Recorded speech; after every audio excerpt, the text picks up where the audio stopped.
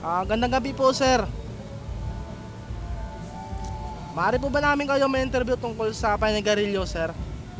Oo, kung Kasi, masasagot ko yung tanong mo. kasi sir, nagkaroon po kami ng paniligsik sa Pilipino, sa Marikina Polytechnic College. May 10 katanungan po kami, sir, para sa inyo na naninigarilyo. Maaari niyo po bang sagutin po lamang? Sasagutin ko yan sa lahat ng masasagot ko. Ano na, sir? Ano po yung pangalan niyo po, sir? Ako si Richard Anderson, nakatira sa Marikina.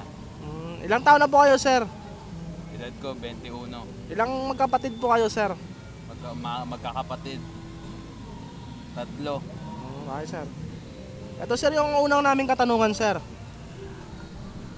Anong naidudulot ng paninigarilyo sa iyo? Dudulot sa akin yung pagka gusto ko mag-relax, tsaka pag mag-isa ako, gusto ko nagyoyosi. Ito po, sir, yung pangalawa naming katanungan, sir. Bakit nagustuhan mo ang paninigarilyo? Nagustuhan ko kasi bata pa lang ako, mga kasama ko naninigarilyo na eh. Kaya natuto na rin ako. Ito, sir, yung pangatlo naming katanungan. Ilang beses ka naninigarilyo sa isang araw? Mga 10 piraso hanggang isang kaha, nauubos ko sa isang araw yun. Bakit hindi mo maiwasan ang paninigarilyo po? Hindi ko rin maintindihan eh. Kasi una pa lang, naninigarilyo na ako. Pati mga kaibigan ko babae, mga kasama ko. Yun,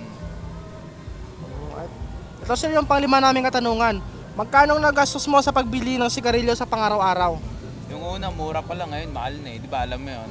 Yung ano, nagmahal nga yung presyo ng sigarilyo. Kaya ngayon, Opo. medyo unti-unti na lang. Ito, sir, pang-anim naming katanungan, sir. Alam ba ng magulang mo ang paninigarilyo mo? Nung una, hindi. Ngayon, alam na nila. Pero hanggat maaari, hindi ko ipinapakita sa aking ama't ina. Ito po, sir, yung pampito naming katanungan. Ang paninigarilyo ba ay nakakasira ng kalusugan? Oo, nakakasira. Hanggat maaari, gusto ko nga iwasan. Sa tingin sa tingin mo nakakasira ba ng pag-aaral ang paninigarilyo? At bakit? Hindi naman siguro kasi marami kayong estudyanteng gumraduate na, may trabaho ng maayos. Hindi naman nasira buhay nila. Kaya hindi ako naniniwala sa ganang sabi-sabi ng mga kung sino-sino. Ito po, sir, yung pang-siyam namin na katanungan. Di ka ba nababahala sa pagdating ng panahon magkakasakit ka sa paninigarilyo? Babahala rin ako kasi meron rin naman akong balak itigil tong paninigarilyo eh. Ito ba, sir, yung panghuli at pang-sampu namin katanungan, sir. Anong masasabi mo sa mga kabataan ngayon na naninigarilyo na ng maaga pa?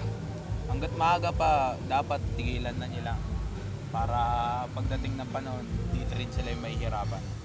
Hindi sila magkasakit. Sir, maraming salamat po, sir, sa panahon at sa pagsagot ng mga katanungan niyo po, sir. Okay.